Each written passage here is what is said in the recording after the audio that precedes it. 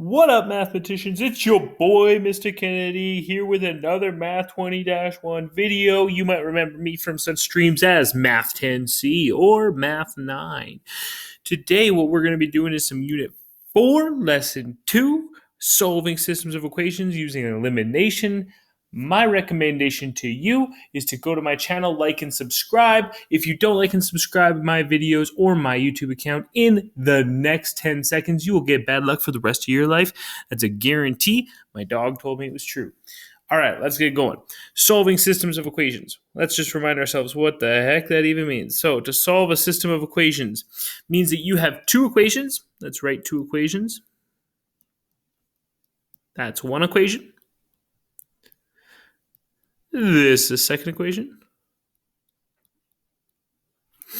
And to solve a system of equations means to find an x value that will give you the same y value in both equations. All right, this is called a system of equations because we're talking about more than one equation at a time. To solve it means to find an x value that gets you the same y value. So for instance, if I said x equals 1, it should give me the same y value in both equations. We also remember that systems of equations is where two lines cross each other if you were to graph them. So we're actually looking for points of intersection. All right, we've been solving these things algebraically. In lesson 4.1, we solved them using substitution, my personal favorite. Today, in 4.2, we are going to solve system of equations using elimination, not my personal favorite, but sometimes a very useful tool in the right situation. Let's get at it. So we go into our next slide. The very first example is already kind of filled out for you. I'm not going to go over it. I'm just going to leave it there for you to review if you ever want to. We are just going to jump right into some examples of our own, and we're going to write out, just like yesterday, the steps to success. So on the left side of our page, we're just going to write out the steps to elimination. There's a couple more steps to this one, but that's okay. Our first step, if we are looking at a system of equations and we want to use elimination, is to make the equations in the same order. What that means is when you look at your equations, I want the variables to be in the same order. That means like x's come first, y's come second, so on and so forth, as long as the order is the same. So if we look at this equation, we will see these things are the same, right? I got x's, then y's, then the equal sign, and then a constant, right? You'll see all the things kind of match up. They're the same order. They're one on top of each other. Step one, complete. If they weren't in the same order, I would just rearrange them until they are the same order, using addition and subtraction mostly. Step 2. You are going to make the coefficient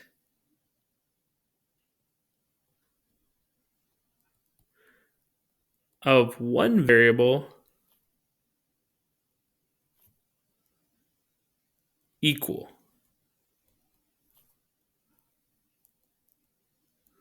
So what that means, coefficient is the number in front of a letter. So my coefficients here, I've got this one right here, 5 and 2 on the x's, and I got another one here, 2 and 3 on the y's.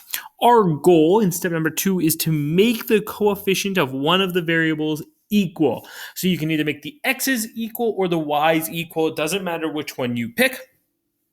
Let's pick y just for the heck of it.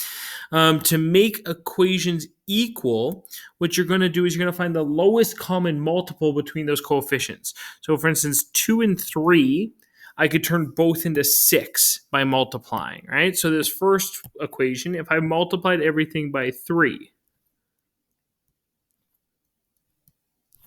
that would give me 15x minus 6y equals 42. Ooh, that was scary for a minute. We're allowed to do that, to multiply everything by a number, because what you're doing to one side of the equal sign, you're doing to the other. So it's still balancing the equation. It's the same equation, just a different form. We can do that to the second one as well. We're going to multiply this one by 2, though. The reason we're choosing 2 is because if we take a peek at our y variable, you'll notice they now both have the same coefficient of 6. So my goal, get the same coefficient on one variable. I've done that. My y's are the same. You'll notice my x's aren't the same, even though most of my x's actually are the same. So they're x's. These x's are very different. I got 15x and I've got 4x. They are different. That's okay as long as one of my variables has equal coefficients. Sweet. Number 3. Step number 3 is to add or subtract to eliminate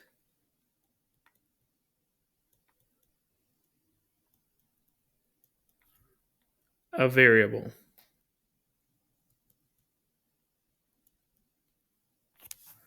So if you look, what we're going to do is we're going to add and subtract these two equations together. You have to decide whether it's going to be addition or subtraction. The way you decide is based on which operation would eliminate our variable from step 2. So if I look, I've got a negative 6y and another negative 6y. If I was to add those things together, negative 6 and negative 6 would become negative 12y, which does not eliminate that y variable. It just makes it bigger.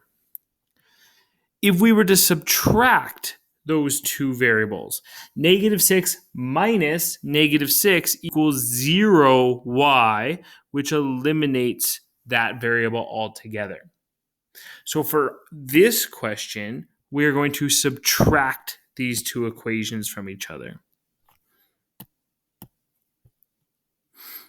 And we're subtracting everything. So I go 15x minus 4x, that equals 11x. I go negative 6 minus another negative 6. Those things eliminate. Then I have equal sign. Notice that it's still in the same kind of spot.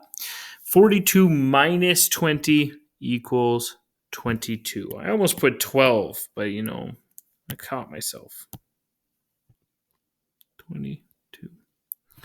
And you'll notice you've created a new equation with only one variable. In this case, I've created 11x equals 22.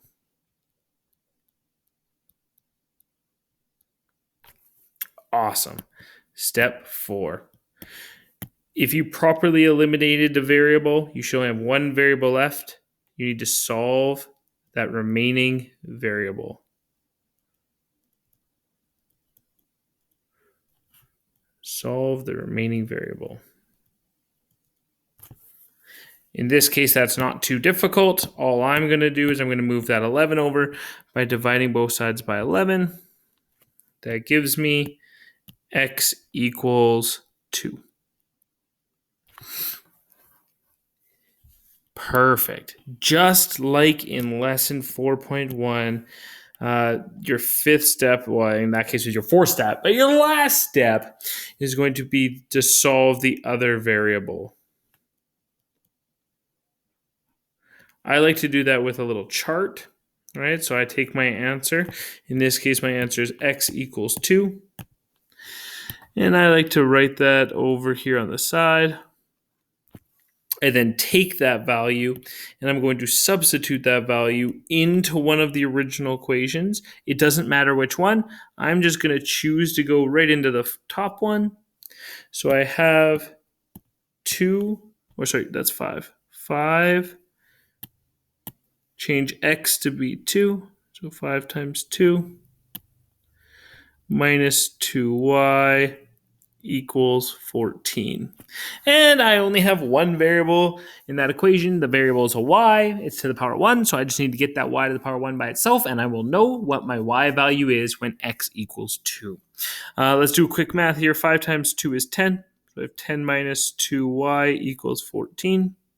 I'm going to subtract that 10 to the other side, giving me negative 2y equals 4. Make sure you have that negative in front of your 2. and then divide both sides by -2, giving me y equals -2 as well.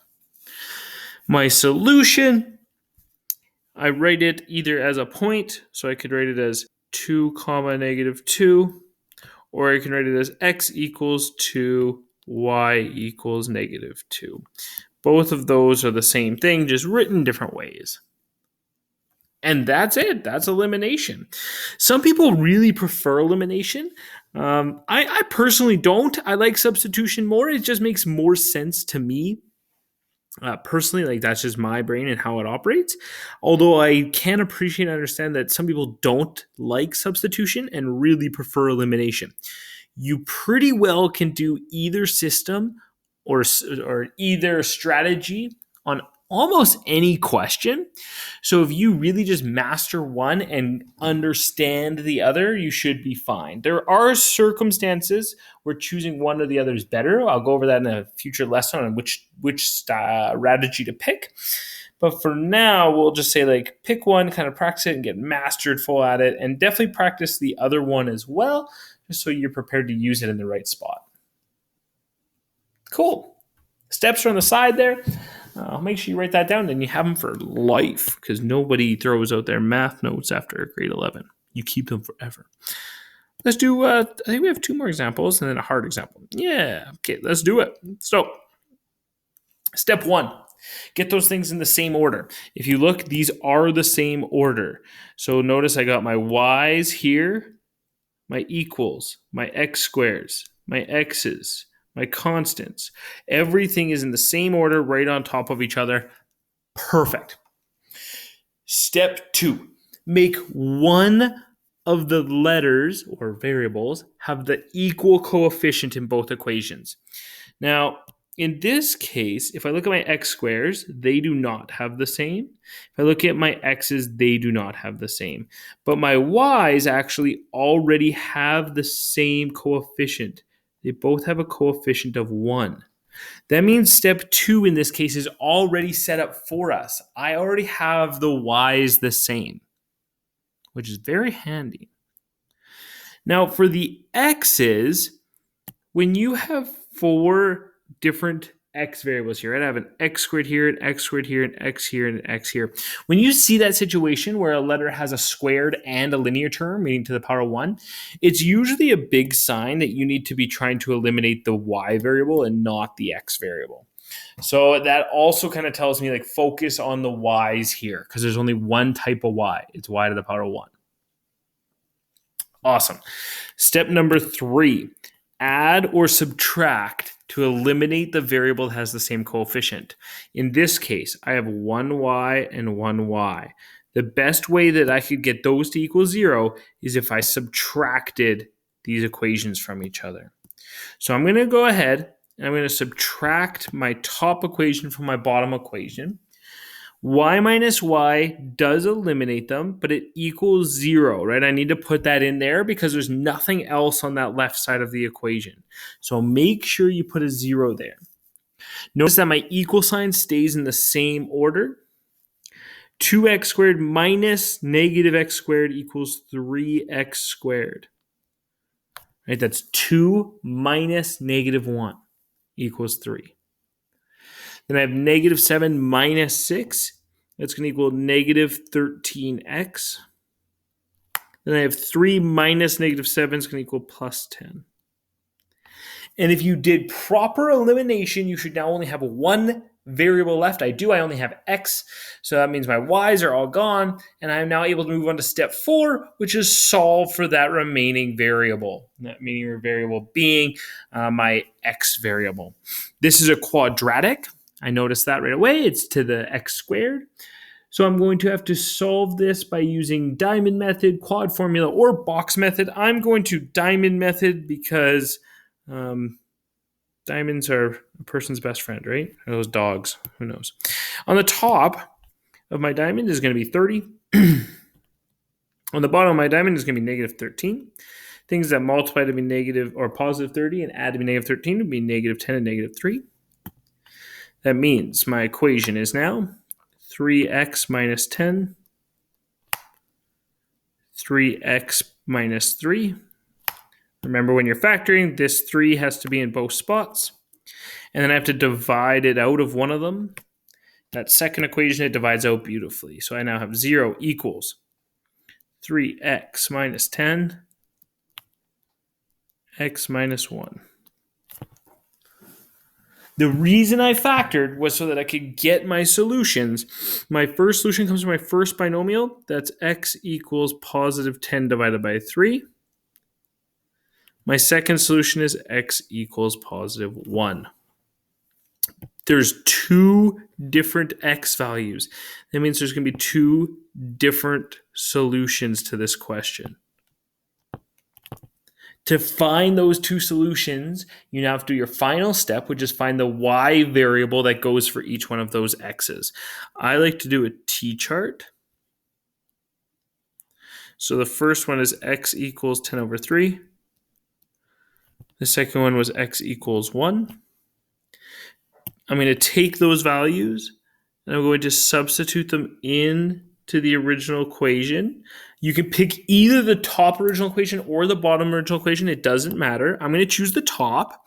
So I'm going to choose this one. 2 instead of x, I'm going to put 10 over 3 squared minus 7 times 10 over 3. And then plus 3. If you put this in your calculator the exact way that you see it, like with all those brackets I put in there, then that will tell you the y value when x equals 10 over 3. So throw that in your calculator quick. You should get y equals 1.8 repeated. If you change that into a fraction by hitting math frac, that means it's 17 over 9. Giving me my first answer of 10 over 3, comma 17 over 9. That's my first solution. That's the first point that both of these equations share.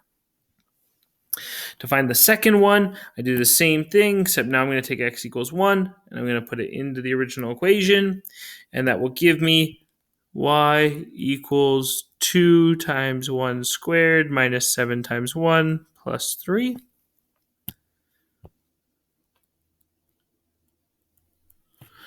Again, throw that into your calculator with the brackets, right? The brackets make a big difference on some questions. So just get in the habit of always putting them there. That's going to give me... oh no, I hit the wrong button. That's going to give me negative 2 as my y value, meaning my second solution is 1, comma, negative 2. Both of these are valid answers. Both of them are good. So I box both up. Cool. That's solving elimination. I mean, we've done it twice now. Hopefully you're like kind of starting to catch on. We pop over to this third question. This third question is a wee bit harder. If you look at it, it's a little bit harder because, well, like if you think about it, just look at it and ask yourself, like, why does that question look more challenging? Hopefully what you identify is like they got fractions and decimals, and fractions and decimals are scary, right? Like that, we don't like them. I know me personally, when I see that, I hate it. So my first goal is like get rid of fractions and decimals. To get rid of the 0.5s, I'm going to multiply everything by 2. That will give me 7x plus 5y equals 34. And you'll notice that I've now gotten rid of the decimals in that equation. The reason I chose to times by 2 is because I know that timesing by 2 gets rid of 0.5s. If I look at the second equation, I'm going to also times by 2 because I know that timesing by 2 will get rid of those divide by 2s. And it gives me a new equation of negative 3x minus 15y equals negative 66. So that's not even like a step to elimination. That's just me looking at a question, recognizing that decimals and fractions are intimidating, and getting rid of that intimidation factor and turning them all into whole numbers. Now I can get myself into the steps of, okay, let's solve this equation. I want you to pause the video, try step 1, unpause, make sure you're right. Pause the videos, try step 2, unpause the video, make sure you got it right. In between pauses, feel free to subscribe if you didn't subscribe to my YouTube channel. We're working hard to get famous here, people. All right, step 1, get those equations in the same order. They actually are in the same order. If you notice, my x's, they're on top of each other. My y's are on top of each other. My equal signs on top of each other. That's also important. And my constants, that means no letter, is on top of each other. So life's good there. Step 2, make one of the equations equal. So that means I need to either get my x's to be the same or my y's to be the same. It doesn't matter which one you choose. In this case, it's probably easiest to do my y's because I can turn 5 into 15, and then I don't even need to change my blue equation. So to get 5 to become 15, I would have to multiply by 3, and I'm going to have to do that to every single equation. That means I now have, I'm just going to write it down here on the left, I have 21x plus 15y equals 102. I said that with pure confidence, but it was not confident at all. 34 times 3, double check on my calculator, is correct. Awesome. Now, I'm going to rewrite that blue equation right below it like this, negative 3x minus 15y equals negative 66. So I turn my red equation into that green equation. The blue equation just kind of stayed the way it is. Fantastic. Next up, I need to try to eliminate one of the variables. I'm either going to add or subtract these two things together. In this case, I want to subtract. The reason why I want to subtract is because, whoa. I want to add. The reason I want to add is because I have 15y minus 15y. And if I added 15 plus negative 15 would be 0. So I'm going to add these two equations together. I have 21x plus negative 3x for 18x. I have 15y plus negative 15y equals 0, cancels out. Equals 102 plus negative 66 equals 36. And if you did elimination properly, you should now only have one letter. I only have one x left. And I am able to solve for that letter. So step 4, solve your letter that's remaining. If I divide both sides by 18, that gives me x equals 2 as my first variable known.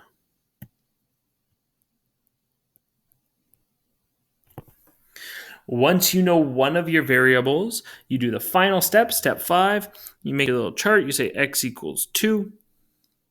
You take that value. You're going to substitute it. You can put it into any of the original equations. So I can put it into this equation. I could put it into this equation. I could put it into this equation. Or I could put it into this equation way over here. All of them would work out the same. I'm going to put it into this first one with the 3.5. No real preference why, I just am choosing that one. So I have 3.5, change x to be 2, plus 2.5y equals 17. If you notice, I now have no x's in this equation. All I have is y's, so I need to get the y's by itself. I'm going to do that. 3.5 times 2 is 7. So I have 7 plus 2.5y equals 17. I need to get that y by itself. So I'm going to subtract 7 from both sides. That gives me 2.5y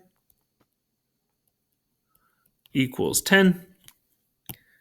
And then I divide both sides by 2.5. giving me a nice y value of 4. My final solution is that x and that y combined together. You could write it side by side like this, x equals 2, y equals 4, or you could write it as an ordered pair, 2, comma 4.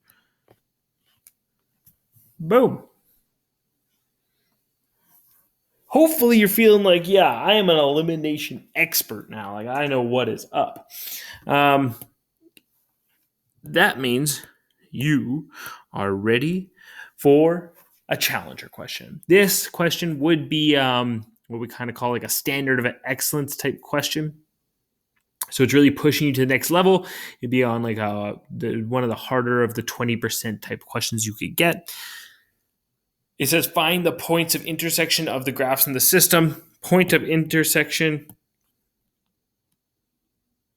Right, that just means to solve it. And we're going to solve using elimination. We actually can't solve it using... we might be able to solve using substitution too. We're not going to though. We're going to solve using elimination. If you feel confident, you're like, yeah, I like elimination, then pause the video, try the whole question, see if you get it right. It might be smart again to do it in chunks. It is hard and there are some like finer details and tricks, but hey, it never hurts to try and push yourself and see if you can do it. All right, step 1. And I think step 1 is very important to doing these questions, these elimination style questions. And that step 1 is to put things in the same order. Now, these things are sneakily in the same order right now. If you look, I want x squared to go first. This one doesn't have any x squares.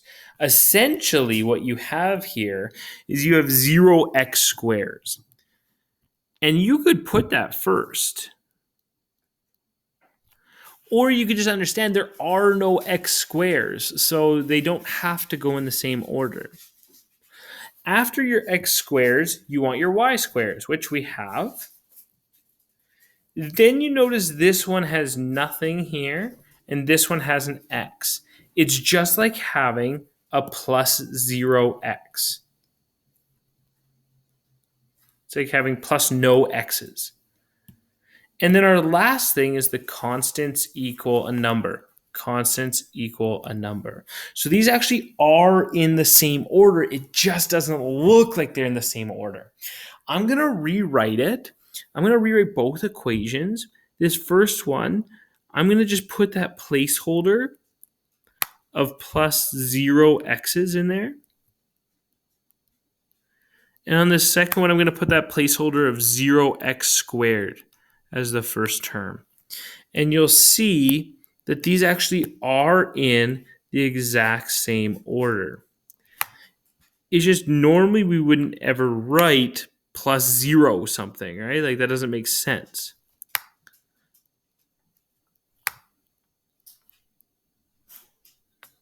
So if you look, those are actually already in the same order. X squares came first, y squares second, x to the power 1's third, constants fourth, equal signs fifth, another constant sixth. Crazy. All right, step 2. Get one of the letters to be the same. Now this is tricky. Notice that I have x squares and x to the power 1's. When that happens, that should tell you right away to eliminate the y's. Because I'm going to have a heck of a time trying to get all 4 of those x's to be the same number. When instead, I could just focus my energy on the y squares, and I could turn this -2 into a 4 by multiplying this entire equation by 2.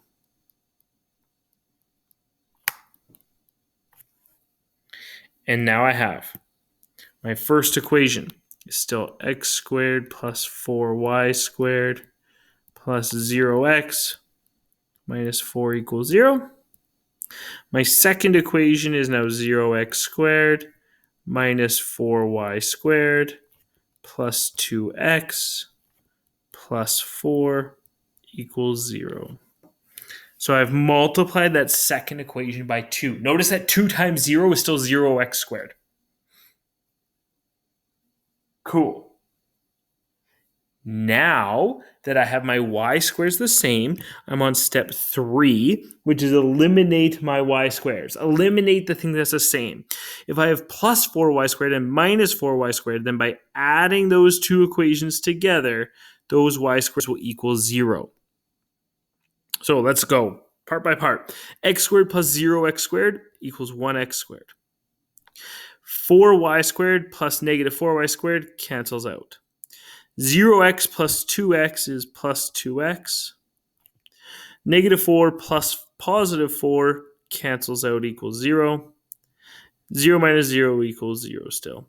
So if I did that properly, I have x squared plus 2x equals 0.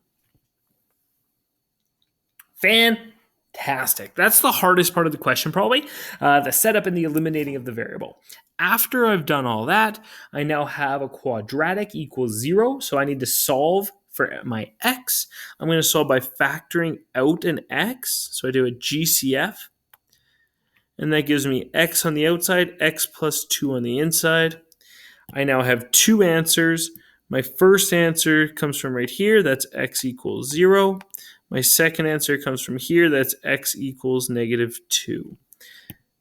I have two different x values that work. That means there's two solutions to this equation.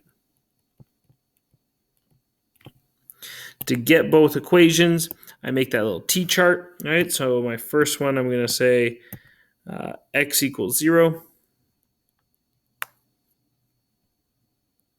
And then I'm going to say x equals negative 2. And you're going to put those two values into your original equation. Make sure you use brackets. And then you might have to do a little bit of legwork, but let's get at it. So I'm going to put those values into this equation right here for x. So let's do the first one. That means I now have negative 2y squared plus 0 plus 2 equals 0. That means I have negative 2y squared plus 2 equals 0. I'm going to subtract this 2 to the other side. That gives me negative 2y squared equals negative 2. I'm going to divide negative 2 to the other side. Gives me y squared equals 1. And I'm going to square root both sides. When I square root, remember that gives you a positive and a negative value. That means I have y equals positive or negative 1. Because square root of 1 is 1. This means that when x equals 0, there's actually two different y points. My first answer is 0, comma, positive 1. My second answer is 0, comma, negative 1. And I'm actually going to end up with more than two solutions. The reason I'm ending up with more than two solutions is I don't have a regular system. I actually have a circle in one of these equations. It's kind of hard to show right now, especially with online learning in a video. But if you're interested in like how I got all these solutions, I can show you and draw it out for you and show you on a calculator kind of like the image of what that actually looks like. Awesome. I still have x equals negative 2 as one of my possible situations. So I'm going to substitute x equals negative 2 into that second equation again. So that means I now have negative 2y squared plus negative 2 plus 2 equals 0. If I combine those like terms, I have negative 2y squared plus 2 minus 2 will cancel out. So I have negative 2y squared equals 0. If I divide both sides by negative 2, Make sure you're dividing by -2. 0 divided by -2 is still 0. So I have y squared equals 0. And then I square root both sides. Again, I do a positive and a negative, but the square root of 0 is just 0. So that means I have y equals 0 as my other solution. I finish that off by saying -2, 0 is my answer. This has 3 solutions. That is rare for us. We have 0, 1, 0, -1, -2, 0. If you have bared with me that long, thank you very much. Practice the heck out of substitution, which is 4.1, and practice like crazy on 4.2, elimination, and you should be set to go in this unit. That covers pretty much the first half of this unit. We will do some graphing, but realistically at the end of the day, substitution and elimination are the two probably biggest, most useful things that we do in this unit. Fantastic. Enjoy your day. Go like and subscribe. Promote it, share my videos on Snapchat or Instagram Live or whatever you guys are sharing your stuff on. Tweet me, get me some hits here. Make some money. All right. Take care. Bye.